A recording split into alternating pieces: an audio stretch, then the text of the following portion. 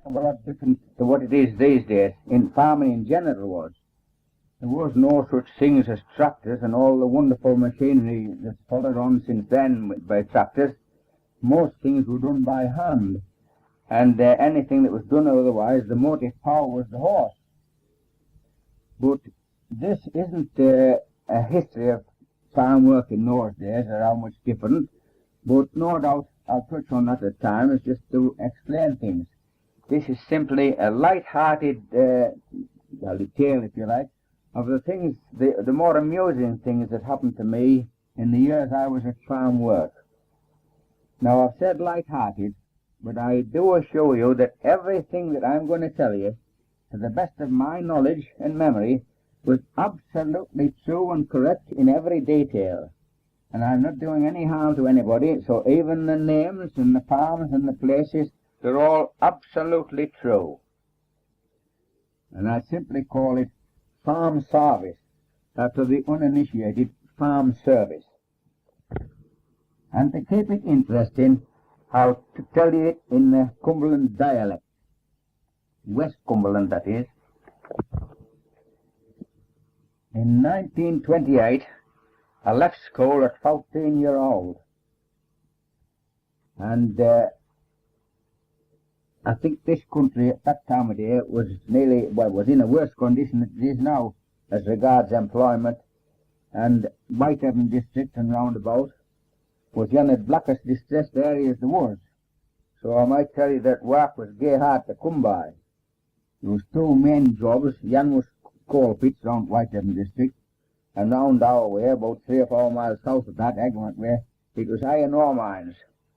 Well, for a start off, they didn't take lads. You were generally getting grown up before they wanted you in there, because there wasn't apprenticeships and things like that.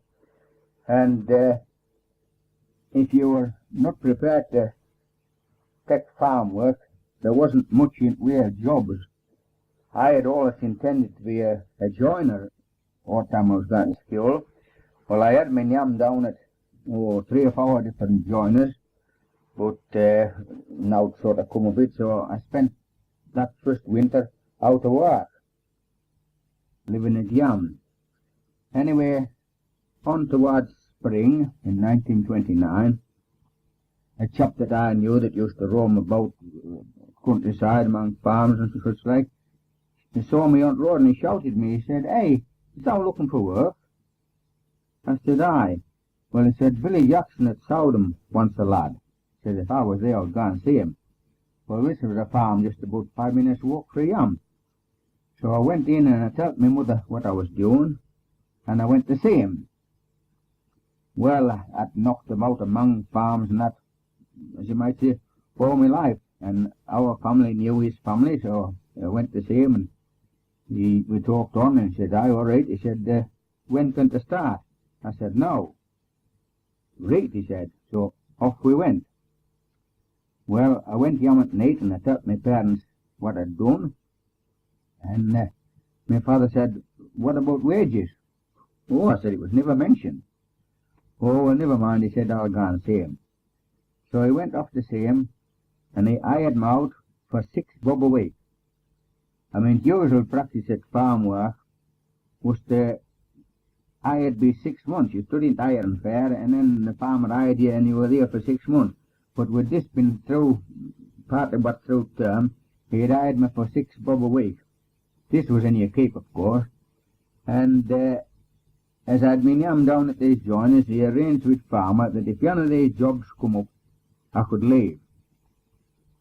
So there I was at farm work. Anyway, I said I was going to tell you about amusing things, so never mind all that lot. It happened the very first day I was there. I went in that night, and next morning we got up, and it was usual practice to milk and do things like that, and then go in for breakfast. And farm lass, maid if you like, used to have breakfast ready. Well, we went in, we had poddish, which was all the first thing on, and then I started to eat a bit of bread. Well, I thought this is queer stuff, but anyway, I was got on with it.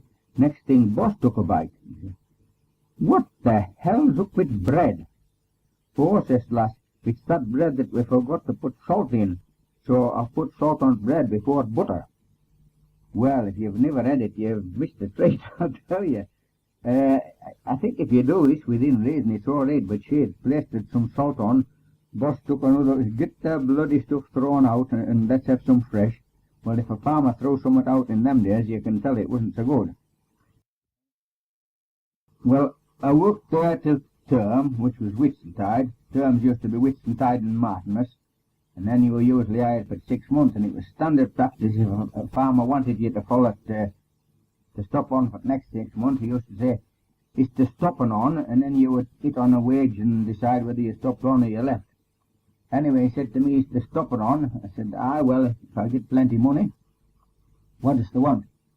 "Oh," I said, £9. No, he said, "can't give it that." He said, "I'll still want to leave it so that I can leave if I get these other jobs." And I said, "Nay, well, if I get a satisfactory wage off you, I'll stop and that's it." So we eventually hit on £8. So here I was, a fully fledged farm servant. Anyway, they got back to me tell there was 4 youngsters at that spot. There was Artler was 4, and Henry was 3, Lillian 2, and Betty 1. There was another fella I had beside me who was on about 20. He was classed as horseman, I was nipper, and then there was farm lass, or as I said before, farm maid if you wish. Anyway, this eldest lad, he was a little bit of a rip, and he would tell you blooming lies as soon as look at you. But if you tried to pull his leg, he would say, "Don't say lies." I remember there was Yardy, I was going down to Yard, and I heard a bit of a racket in the louse box. So I went to have a look. And there was Lyle Lass in the middle of the louse box, and to the 2 lads chasing some young beast round and round and round the blooming spot. I nearly had a fit till I got to that Lyle Lass, but anyway, I got it out and got them out, and all was well. It was yarn 8. We were sitting in the house, having supper, the horseman and me, and the lass was batting the youngsters in front of the fire. Oh, I've just missed a little bit. I should tell you for a start that the day before, them 2 had smashed out eggs that had pinned on spot. I mean, it wasn't battery hens in them days. The hens just roamed about farmyards, and some of them would nest outside. Well, they'd looked at every nest they could find and then smashed every blooming egg they could find. Well, they didn't have to get into trouble for that night. They were put to bed without any supper. So next night, as I say, we were sitting getting our supper, and last was bathing youngsters in front of the fire, and Henry, that was second lad, he just puts his head on the other side. He said, "I wonder if the old goose is hatched out." Dolly said, "What did you say, Henry?" He says, "I wonder if the old goose is hatched out. We've been setting her." Well, I don't know whether you know or not, but as a rule, if a goose is sitting on a nest, when it leaves it, it's inclined to cover its eggs up with a bit of hair, straw, whatever's handy, until it comes back to them. Well, youngsters must have seen the goose doing that. So they went to have a look, and there was 17 eggs in goose nest covered over with hair. And if it hadn't just been for any saying that, they wouldn't have known what the heck had got them. There was Yardy, we were sitting having dinner, and there was Boss sat at head at the table, and Artlet, eldest lad, next to him, and then me, and then the horseman. Well, getting dinner nice and quiet and after, but Boss hit the youngster such a blooming wallop across the lug, he knocked him onto me. What a wallop. Well, Mr. about in tears, "Oh, Henry, whatever did you do that for?" He said he was yucking out of an armful of hair on my arm and pulling it. He had a terrible hairy arm, and half was getting out of it, but he never even told him to stop it. He just hit him. What a blooming wallop. At that spot they had their own thresher for threshing corn. Well, there's your time when we'd been threshing, and then they had a crusher for to crush it up into crushed oats for the animals. Well, it was on your floor, and what they called straw house was on floor below. And after we'd threshed and that, we used to shove straw down this hole into the straw house. It was quite a handy arrangement, really. But also, we were letting this crushed corn down into the straw house. Well, I was not, as I said, well, I was coming up towards 15 then, but I was only a bit of a nipper, and I was letting these bags down onto Bill down below, and there was just as much as I could hold for to let down like that, and he was down below catching them onto his shoulders and taking them away. Well, with Flo into sleep, with shoving straw down, my foot slipped and I let go, and bag went down onto him. Well, he dropped flat on straw. I thought, oh, hell, I've killed Bill. What can I do now? And he lay there as quiet as a mouse. And then there was 2 dogs there. Well, they thought he'd dropped a lake with them, so they were all round him, tails going and licking his piass and the thing another.